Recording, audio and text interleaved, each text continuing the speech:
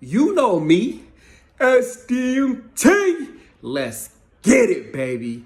Amon-ra St.Brown, man. He came out and said he's going to remember every receiver drafted ahead of him from the NFL draft, man. This is huge right here, man. That's just more motivation for a young, you know what I'm saying, focused, grinder type of receiver, man. He's very well-rounded. He can run all the routes. He's definitely have been underrated. I don't know how he fell in the draft, but he is determined and dedicated and focused and putting the NFL on notice for everybody that's sleeping on him. I don't know what it was. Maybe it was the 4.5 40.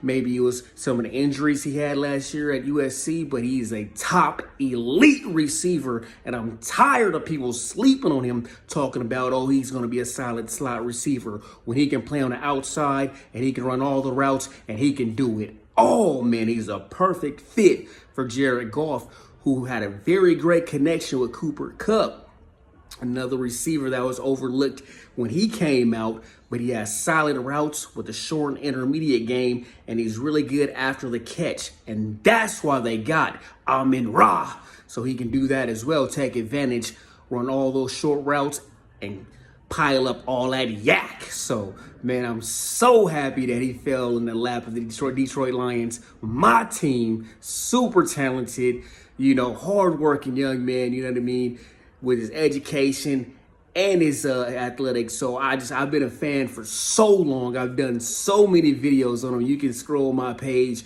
back to when he was at Modern Day, USC. I've been a fan of their whole family and all the hard work they put in, and they made the blueprint for a lot of people like me to see on how to build your family and how to get them to the league. You know what I mean? They're 2 out of 3. 2 of their sons have made it to the league, and I hope and pray that Osiris can make it too. He has the ability. Hopefully he gets the opportunity, and he gets drafted as well. But Amon-ra is just so raw. I'm happy. We look at the Lions.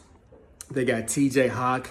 They picked up Tyrell Williams. They picked up some guys at receiver. I personally am not too high on the receiving core as it is right now. Hawk is a very good tight end. Definitely is going to be pushing at elite level soon. But I think that Amon-ra can be that #1 receiver. He can come in, he can be that go-to guy, which they're going to need. It looks like they're building a team a lot around the running game, which, you know what I mean, I can't blame them for that. We're going to be biting kneecaps off, you know what I mean. Hopefully it works out. But on the bright side, Amon-ra, man, I'm really looking forward to his rookie season. I'm telling you, he's a dark horse rookie of the year.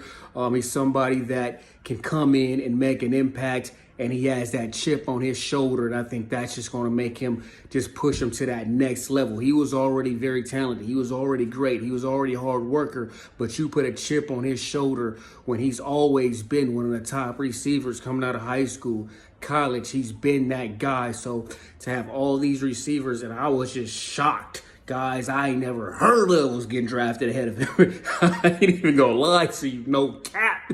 I was shocked they was getting drafted ahead of him, but we gonna see, man. I'm really hyped and excited for this season. And my favorite receiver in the league, Amon-ra, is about to go crazy. And that's on SDMT. And that's a wrap.